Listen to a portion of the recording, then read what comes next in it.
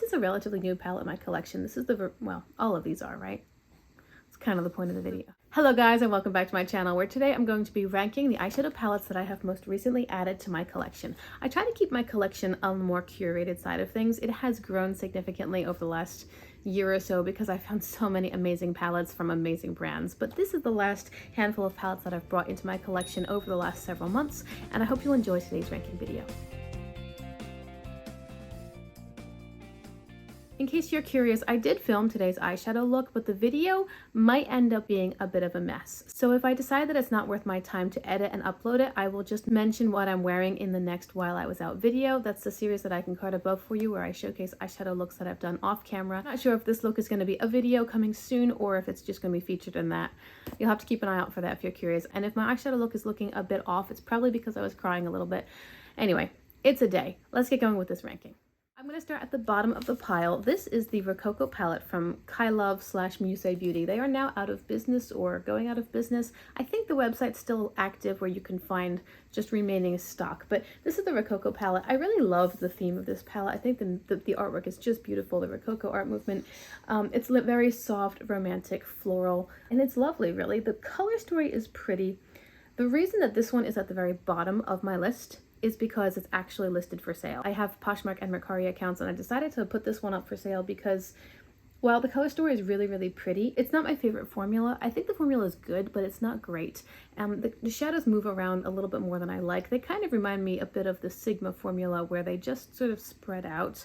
They don't stay put quite as much as I want. And even today's eyeshadow look is blown out more than I want. I usually like my looks to be a bit more concentrated, a little more condensed to the brow bone and not quite up so high as my eyebrows. So these shadows don't give me that. They do move around a little bit more. The color story is beautiful. I really like the mix of cooler and warmer tones, like the cooler tone mattes and then the slightly warmer tone shimmers. I think it's lovely. It doesn't quite go as deep as I would like or as light as I would like. Honestly, this would be an inner corner highlight, but it's still kind of mid-range. So I think the palette's really pretty. It's just not my favorite when I compare it to everything else I have. Next, I'm going to put the Flora Story palette from Udenzai and Amanda from Makeup Just for Fun. I think this palette is a really beautiful color story. The soft, sagey greens and purples are very pretty. They really are. The reason that this one is ranked so low is really because these mattes, except for this one, they tend to look very dusty on my skin tone. So I love the palette. I think it's beautiful. I think the color story is quite pretty. It's just that these shades don't work great on me. The shimmers are really pretty, this one especially. This one, so pretty. I mean, it's really nice. I can't say anything bad about it as far as the palette itself. It's just the way that it translates onto me is not the best. So that's why it has to go lower. I'm probably going to be listing this one for sale. On the heels of that udenzai collab, we have another one within their Perfect World trio. This is the Planet Spirit, when they collaborated with Betty Jean or Batty Bean. Again, I think that this palette is fun. It reminds me of a circus tent. I think I say that every time, because every time I open it, I'm like, oh, look at those colors. Really fun, very vibrant, bright, super pigmented. It is the great udenzai formula that I love.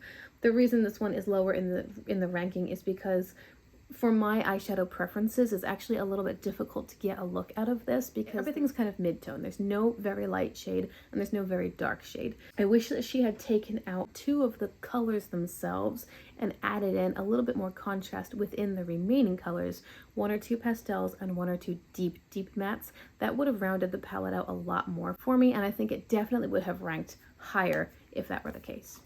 Okay, let's talk about Nomad Cosmetics. This is a relatively new palette in my collection. This is well, all of these are, right? It's kind of the point of the video. This is the Verona Love and Death palette. I think that the design of this one's really cool, the way that it opens up.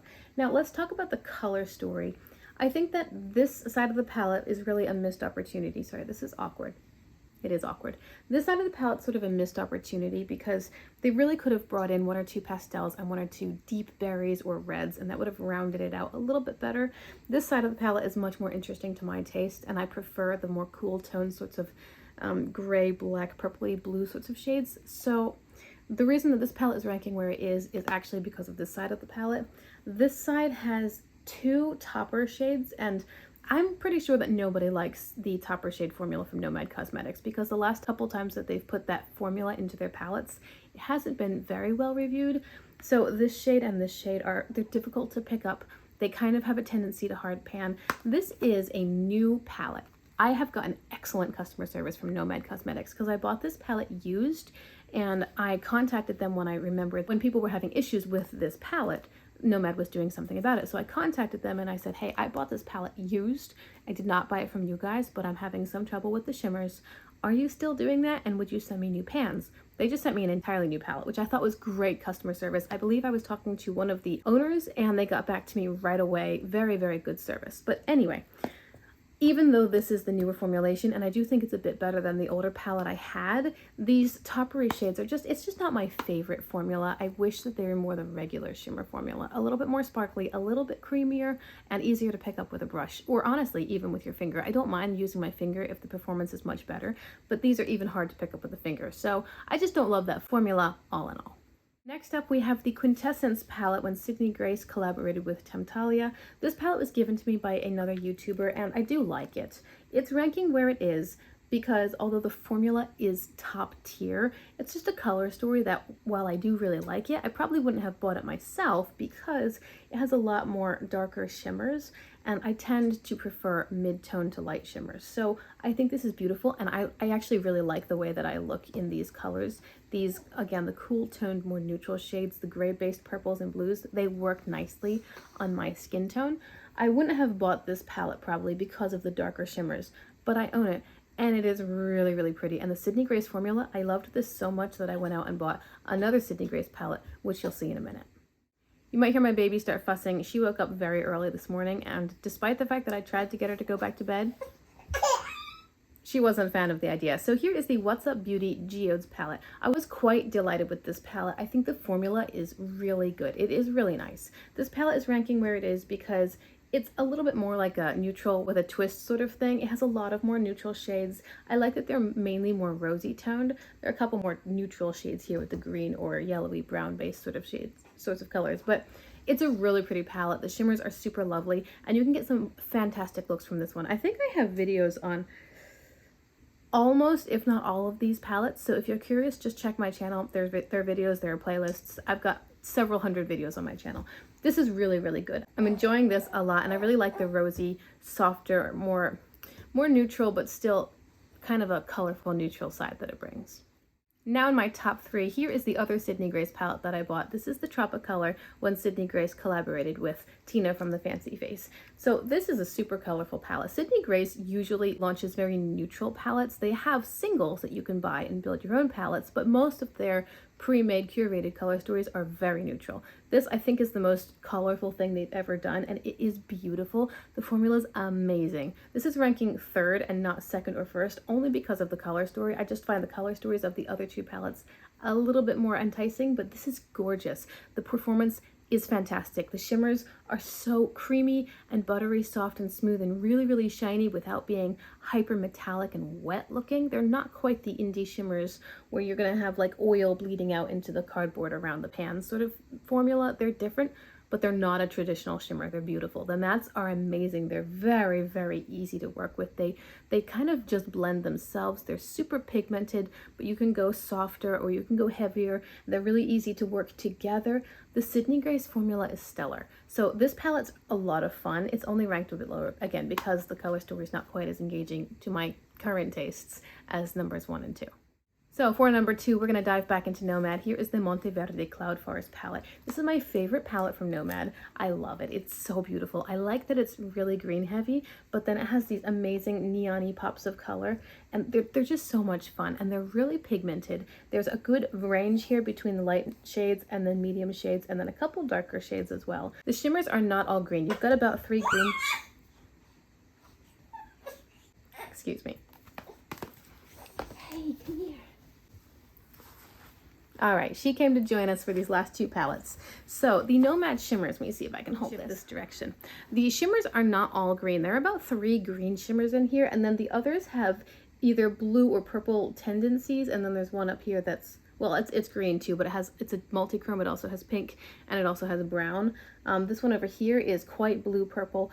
This one on the end here above the green matte is sort of a bluish, greenish, silvery sort of shimmer. So it's quite varied given the fact that there's a lot of green in here. There's a lot of variety within the green, and of course, all these other colors. Everything's so beautiful. Hello, but none of it's as beautiful as you. And the last palette, number 1 in my ranking today, is the Udenzai Sea Talk palette when they collaborated with Lauren May from Lauren May Beauty. I really love this palette. This is now my second favorite udenzai palette ever. I think it is beautiful. This is another neutrals with a twist sort of palette, but the twist is a bit more interesting. You have the cool tone neutrals, warm tone neutrals, and then these lovely unexpected pops of color. Like that yellow is not just a yellow. It's a very green leaning yellow. So it's a really lovely contrast, honestly, with the browns, but it works beautifully with the blues. Hello, you are so beautiful. Yeah, she's tired. She's gonna go back to bed soon. And then that pink underneath the yellow is more of a topper shade, but it is so dimensional. It has so many colors in it. It totally depends on what you're putting it with. It's gonna pull more neutrally brown if you put it with brown. It's gonna pull blue, like a bluish purple sort of pink if you put it with the blues. It's a really dimensional shade. It's lovely. And then of course the blues and the greens on the outer half of the palette. This is so beautiful. I love the udenzai formula, of course, and the shimmers, they are just like top level sparkle. Okay, maybe not top level, maybe like one level below Adept. Different formula, still gorgeous. I love the shimmers. They are so light.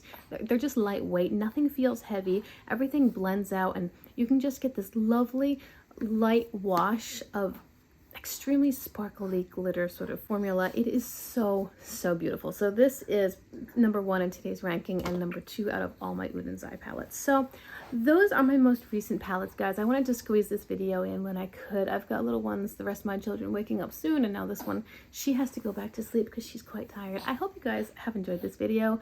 Let me know in the comments below. Do you have any of these palettes? What do you think of them? Where would you have ranked them? I love talking to you in the comments. I hope you have enjoyed this video. I hope you'll consider liking and subscribing if you haven't done so before, and I will see you guys again very soon in my next video. Bye!